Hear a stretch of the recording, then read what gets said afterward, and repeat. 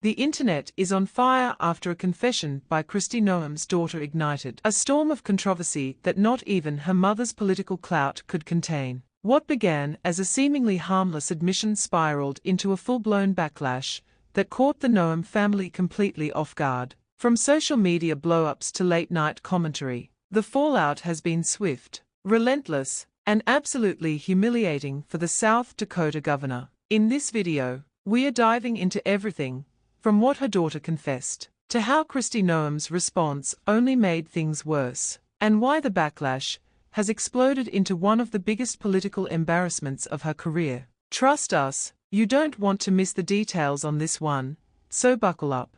And before we get started, make sure to hit that like button, subscribe to the channel, and turn on notifications so you never miss a breakdown of the stories America's talking about. Let's get into it. It all started with a panel. A forum hosted by a conservative think tank was meant to showcase young voices in the Republican movement, an attempt to show the world that conservatism was alive and well among millennials and Gen Z. The event, titled Rising Stars, the Next Generation of Conservative Leadership, was held at a swanky Washington, D.C. hotel, complete with marble columns and crystal chandeliers. It was supposed to be a carefully orchestrated display of Republican youth engagement, designed to counter narratives about the party's aging demographic. Among the panelists was Kennedy Noem, daughter of South Dakota Governor Kristi Noem. While Kennedy wasn't exactly a household name, she had become something of a known figure in conservative circles, mostly due to her appearances alongside her mother, and her prior position in the South Dakota state government, where she had served as a policy advisor. That title alone had already drawn side eyes when first announced, but it had never triggered full-scale outrage. Until now. The panel featured 6 young conservatives, each representing different aspects of the movement. There was a tech entrepreneur from Austin, a former military officer turned political commentator, a small business owner from Ohio, a recent law school graduate who'd clerked for a federal judge, a social media influencer with 2 million followers, and Kennedy Noem. On paper, it looked diverse and impressive. The moderator, a seasoned political journalist known for softball questions at conservative events, seemed ready to lob easy pitches about American values and limited government. For the first 45 minutes, everything went according to script. The panelists discussed their generation's relationship with traditional values, the importance of entrepreneurship, and their concerns about big government overreach. Kennedy spoke confidently about growing up in a political family, watching her mother govern through challenging times, and her own commitment to public service. The audience, a mix of donors, activists, and young professionals, nodded approvingly. As Kennedy began speaking on the panel, she was confident, even relaxed. That comfort may have been her undoing. At one point, she veered into a story about her early career and how she came into public service. What she said seemed innocent at first, until she casually let slip that she didn't apply for her role in government. Instead, she just sort of ended up in it, adding that it was during a chaotic time, and Mom needed help. The exact quote, captured on multiple phones and later transcribed across social media, was devastating in its casual honesty. I mean, I didn't really go through some big application process or anything. It was just kind of like, Mom needed help with some policy stuff, and I was there, and I had some ideas, so I just sort of ended up in it. It was actually pretty organic, which I think is how the best government work happens, when people who care just step up. There it was, the statement, a simple sentence that, in any other context, might have been brushed aside, but in the context of American politics, in the era of hyper-scrutiny and social accountability, it was an admission that sounded like textbook nepotism. The moderator, apparently realizing the gravity of what had just been said, quickly tried to move on to another panelist, but the damage was done. Screenshots of the panel clip were online within minutes. Political TikTok channels pounced. Twitter accounts with large followings reposted the video alongside captions like, "So you admit your mom gave you a government job because you're her daughter." And imagine applying for jobs and getting rejected because you're not someone's kid. Before long, hashtags like hashtag Noem nepotism, hashtag confessiongate, and hashtag Kennedy admission began trending. The backlash wasn't just fast, it was nuclear. But this wasn't just random outrage. The story hit at a perfect storm moment in American politics. Unemployment among young adults was still elevated from recent economic disruptions. Student debt had reached crisis levels. Housing costs were pricing an entire generation out of homeownership. Against this backdrop, a governor's daughter casually admitting she just sort of ended up in a government job with a solid salary struck a nerve that went beyond partisan politics. The algorithms of social media platforms amplified the story with ruthless efficiency. TikTok's recommendation engine pushed videos about the scandal to millions of users. Instagram Reels mocking the incident gained hundreds of thousands of views. Twitter's trending algorithm kept the hashtags visible for days. YouTube creators pivoted their content calendars to capitalize on the controversy. The story had everything the internet loves: privilege, hypocrisy, and a moment of accidental honesty that exposed uncomfortable truths.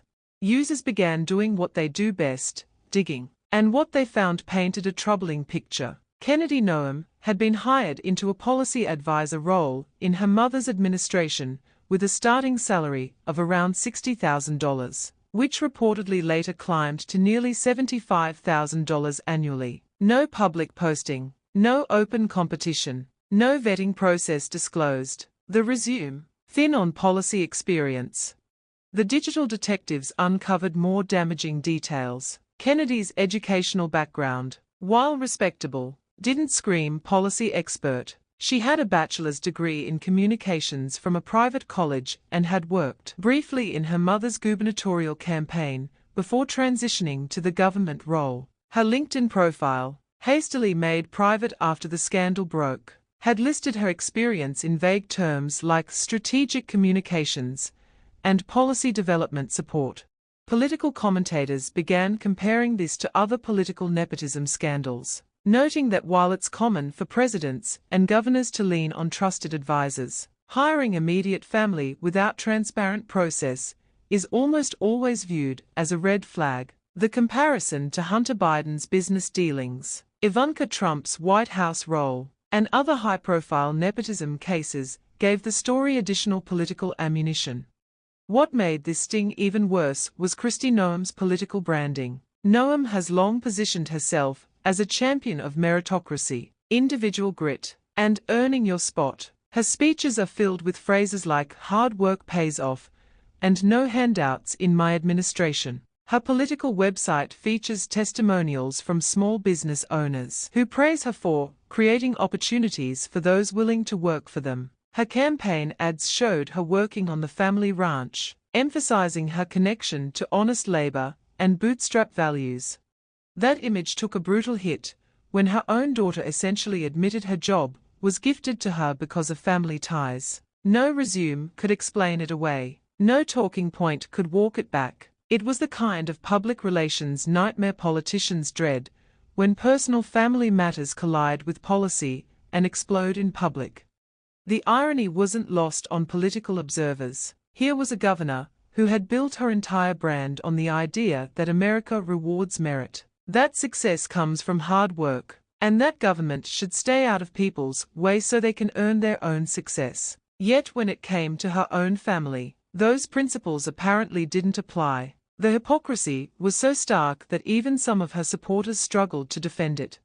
Conservative media personalities found themselves in an awkward position. They wanted to defend a Republican governor from what they saw as unfair attacks. But the facts were uncomfortable. How do you defend nepotism when your entire political philosophy is built on opposing government favoritism? Some tried to argue that family members can be uniquely qualified advisors. But that argument fell flat when Kennedy herself admitted she didn't go through any formal qualification process. As the video made the rounds, late-night hosts jumped on it. On Late Night with Seth Meyers, the joke was biting. Kennedy Noem says she just kind of ended up with a government job. Yeah, Most of us just end up in government after years of student loans, unpaid internships, and stress rashes. I tried to just end up as a talk show host, but apparently you need things like talent and experience, and not being related to the previous host. The Daily Show dedicated an entire segment to the scandal, comparing it to other instances of political nepotism throughout history. The segment, titled "How to Get a Government Job Without Really Trying," featured a mock instructional video with steps like Step 1, be born to a governor. Step 2, exist. Step 3, mom needs help. Step 4, congratulations, you're hired. The internet meme factory kicked into overdrive. One viral meme featured Kristi Noem's face photoshopped over a Monopoly board, with text reading, "Advance to government job. Do not pass merit. Do not collect qualifications." Another showed the distracted boyfriend meme with Kennedy as the boyfriend, a government job as the girlfriend, and merit-based hiring as the disapproving girlfriend he's walking away from. TikTok users created countless videos parodying the confession. One popular format showed people accidentally ending up in various prestigious positions. "I just sort of ended up as a brain surgeon," one user joked while wearing scrubs. "Dad needed help with some operations." Another showed someone accidentally becoming a commercial airline pilot because mom needed help with some flying.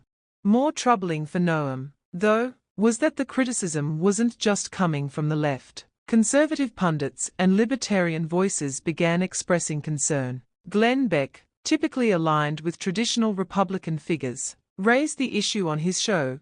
"This is not what we mean when we say small government. If governors are giving out high-paid state jobs to their kids, how are we any different from the corruption we criticize in Washington? We can't demand accountability from Democrats and then turn a blind eye when Republicans do the same thing."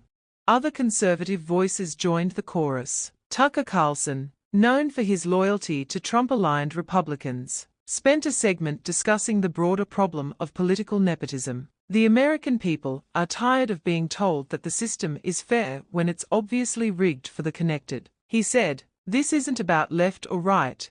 It's about whether we believe in the principles we claim to defend." The criticism from within conservative ranks was particularly damaging because it couldn't be dismissed as partisan attacks. These were people who generally supported Noem's policies and political positioning. Their criticism suggested the scandal had crossed a line that transcended normal political tribalism. Meanwhile, political watchdogs moved swiftly. South Dakota's Democratic Party filed a request for a formal ethics review, arguing that the hiring represented a potential violation of state ethics laws regarding conflicts of interest and nepotism. The request detailed specific statutes that may have been violated and demanded a full investigation into the circumstances surrounding Kennedy's hiring.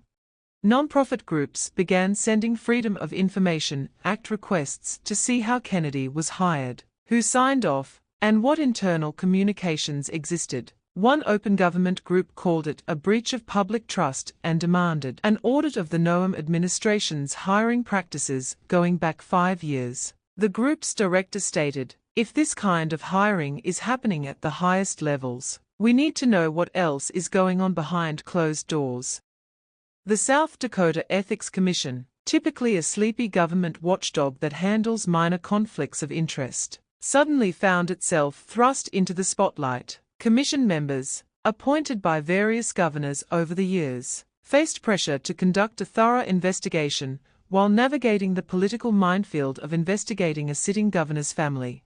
Kristi Noem tried to stem the bleeding with a carefully worded press release. She praised her daughter's integrity and intelligence, accused critics of weaponizing family, and said the public service Kennedy had rendered was beyond valuable. The statement read, in part, "My daughter Kennedy has served the people of South Dakota with distinction and dedication. She brought fresh perspectives and innovative solutions to complex policy challenges. The vicious attacks on her character and qualifications are nothing more than political theater designed to distract from the real issues facing our state."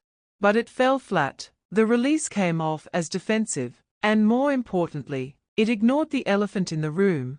Kennedy didn't go through a hiring process. That's what the public wanted to hear addressed. Instead, Noem tried to reframe the conversation as one of family loyalty and personal attacks. But this wasn't about attacks, it was about accountability and fair hiring practices.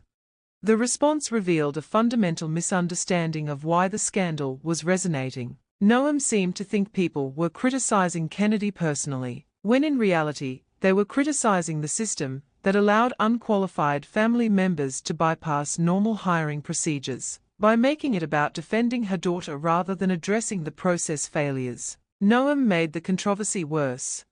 Then came the backlash from within. Members of the South Dakota legislature, some anonymously, began leaking to reporters. One Republican lawmaker was quoted saying, "She's made this harder for all of us. Now we are getting calls from constituents asking if we've given jobs to our family members. It's created a cloud of suspicion over legitimate government hiring." Another legislator, speaking on condition of anonymity, was more blunt. "This is exactly the kind of thing that makes people hate politicians. We preach about fairness and then do stuff like this. It's embarrassing, and it's going to hurt all of us in the next election." A moderate Democrat in the legislature released a statement condemning the growing culture of favoritism that undermines public service. The statement called for reforms to state hiring practices and greater transparency in government employment decisions. The mood shifted from social media circus to political liability. Even within Noem's own staff, there were reportedly tensions. Several longtime advisors privately expressed frustration that the scandal was overshadowing the governor's policy agenda. One former staffer, who worked for Noem during her congressional years, told reporters, "This isn't the Kristi I knew. She used to be more careful about these things. Something has changed." Kennedy, meanwhile, disappeared from public view. Her social media profiles went dormant. Her scheduled appearances at conservative events were quietly cancelled. A family spokesperson claimed she was taking time away to focus on personal growth, a phrase so vague it only invited more ridicule. Critics speculated she had been told to lie low by her mother's advisors, fearing that another misstep could spark a second wave of fury. Political crisis management experts suggested this was the right move, but noted that the silence also made it look like the family was hiding something. The disappearance itself became part of the story. Social media users began posting "Where's Kennedy?" memes, comparing her absence to other famous political disappearances. Late-night hosts joked about witness protection programs for governors' daughters. The longer she stayed silent, the more her absence seemed to validate the criticism. And it wasn't just politicians and watchdogs fueling the outrage. Ordinary Americans began chiming in with personal stories about job rejections, unfair hiring processes, and government dysfunction. TikTok videos showed young people crying from frustration about being unable to break into public service despite degrees and unpaid internships. One particularly viral post came from a young Latina policy grad who said, "I applied to South Dakota for a policy role last year. Never heard back. Guess I didn't have the right mom." The video showed her rejection email from the state, received just 3 months before Kennedy was hired. The contrast was stark and devastating. Another viral story came from a military veteran who had applied for multiple state government positions in South Dakota, only to be told he was overqualified for some roles and underqualified for others. He posted his resume alongside Kennedy's publicly available background, noting the disparity in experience and qualifications. It was a cultural flashpoint. Americans are more aware than ever of how systemic inequality works. In a time when people are struggling to make rent, drowning in student debt, and watching billionaires play politics like a hobby, the idea that a governor's daughter could get a cushy job by accident, that was a dagger. It reminded voters that the system often rewards the connected, not the qualified, and that's what made the backlash so personal, so explosive, and so impossible to contain. The story tapped into deeper frustrations about economic inequality, educational debt, and the perception that the American dream is increasingly reserved for those born into privilege. Social media posts about the scandal frequently mentioned broader themes of inequality and unfairness. Users shared stories about student loan debt, unpaid internships, and the challenges of breaking into competitive fields. The scandal became a symbol of everything wrong with American meritocracy, the idea that success depends more on who you know than what you know. Within a few days, Noem's PR team shifted their strategy. They arranged an interview with a friendly cable network, hoping to reframe the story. The interview, conducted by a sympathetic host known for softball questions, was supposed to be Noem's chance to explain her side and move past the controversy. But it backfired spectacularly. When asked directly if Kennedy had gone through any formal hiring process, Noem dodged, "Look, we hire the best people for the job. Kennedy has proven herself time and again. She's got great ideas and a real commitment to public service." When pressed for specifics about the hiring process, she became defensive. "I'm not going to apologize for hiring qualified people who want to serve their state." The most damaging moment came when the host asked if she would do it again. Noem's response, "Absolutely," was meant to sound defiant and principled. Instead, it came off as tone-deaf and arrogant. The clip was immediately pulled from the longer interview and shared across social media with captions like, "She still doesn't get it," and doubling down on nepotism. Clips of the interview went viral too, but not in the way Noem had hoped. Reaction videos flooded YouTube, with titles like "Kristi Noem Still Doesn't Get It" and "How to Lose Voter Trust in 10 Seconds." Political commentators dissected every word. Body language experts analyzed her defensive posture, and crisis management professionals used the interview as an example of how not to handle a scandal. The interview also spawned a new wave of memes. The "absolutely" response became a catchphrase, with users applying it to absurd hypothetical scenarios. Would you hire your dog as Secretary of State? Absolutely. Would you give your toddler a Supreme Court seat? Absolutely. Soon, calls grew for Kennedy to resign from any remaining advisory roles she held. A few bold voices demanded Noem herself face consequences, with some online petitions demanding a recall or censure. While those efforts may be largely symbolic, they reflect a larger truth. This scandal hit a nerve because it exposed something people have long suspected, that powerful people bend the rules for their family, then expect to be praised for it. The South Dakota Democratic Party launched a formal campaign calling for Kennedy's resignation from any government positions and demanding reforms to prevent similar hiring in the future. They organized rallies in Pierre and Sioux Falls, drawing hundreds of protesters carrying signs like "Merit over nepotism" and "Hire the best, not the blessed."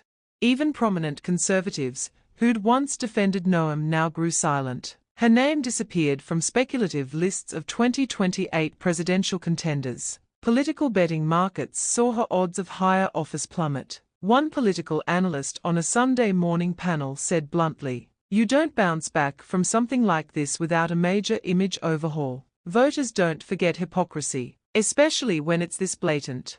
The scandal also affected Noem's ability to raise money and build national coalitions. Several major donors quietly distanced themselves from her political operation. Speaking requests from out-of-state Republican groups dried up. Her political action committee saw a significant drop in small-dollar donations, traditionally a sign of grassroots support. In classrooms, professors used the scandal to explain political ethics. Political science courses added the incident to their curricula as a case study in nepotism and government accountability. Ethics professors used it to discuss conflicts of interest and the importance of fair hiring practices. Public administration programs examined it as an example of how personal relationships can compromise institutional integrity. On college campuses, student groups cited the incident as proof that change is needed in public hiring practices. Student government associations at several universities passed resolutions calling for transparency in government internship and entry-level hiring programs. The scandal became a rallying cry for a generation already frustrated with economic inequality and limited opportunities. And still, Kristi Noem resisted the call to apologize. Her refusal to admit fault hardened public opinion. It became a story about arrogance, entitlement, and refusal to own mistakes. Even her supporters were quietly disappointed. She had been seen as a tough, but principled conservative. Now she looked like another politician clinging to power by protecting her inner circle. Political cartoonists had a field day with the ongoing story. One popular drawing showed Noem behind a desk labeled Governor's Office, with a sign on the door reading Family First, Qualifications Optional. Another depicted her doling out state jobs from a candy jar labeled Daughter's Future. The satire wasn't just scathing, it was relentless. The final insult came in the form of a satirical award. A watchdog blog created a mock Silver Spoon in Government award and awarded it to Kennedy Noem, with Kristi as executive producer. The post detailed the rigorous selection process, which involved being born to the right person and being available when mom needed help. The post went viral, garnering millions of views and thousands of shares. Noem's staff reportedly tried to get the post taken down, but it only drew more attention. That's the cruel irony of the internet. The more you try to erase a scandal, the more permanent it becomes.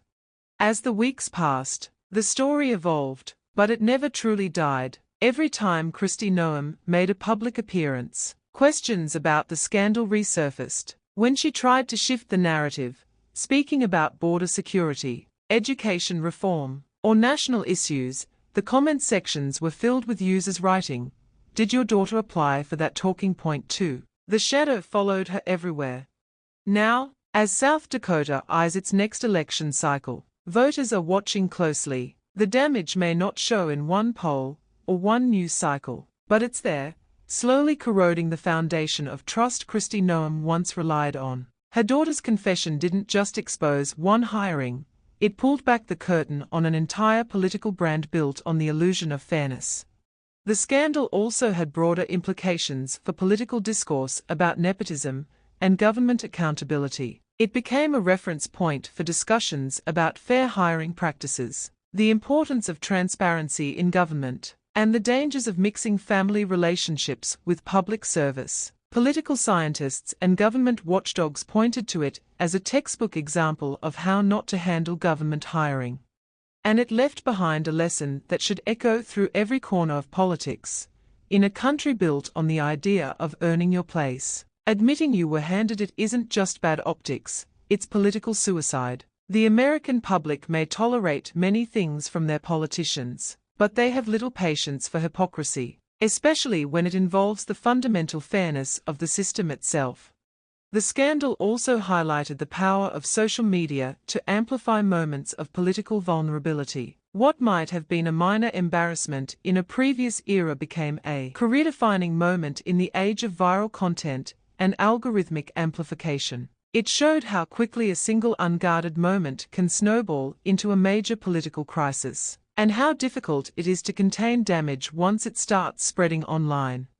For young people entering politics and government service, the scandal served as both a cautionary tale and a source of frustration. It reminded them that the system they are trying to enter is often rigged in favor of the connected, while also showing that the public is increasingly willing to call out such unfairness when it's exposed.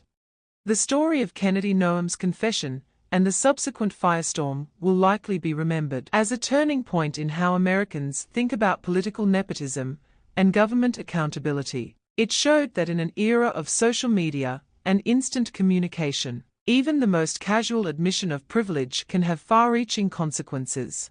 More importantly, it demonstrated that the public's tolerance for politics, as usual, continues to erode, especially when it comes to fairness and equal opportunity. If you found this deep dive enlightening, powerful, or just plain infuriating, don't forget to hit that like button, subscribe for more sharp political breakdowns, and turn on that notification bell so you're the first to know when truth comes to light. We are here to cut through the spin, expose the hypocrisy, and shine a spotlight on the stories that matter. Thanks for watching, and we'll see you in the next one.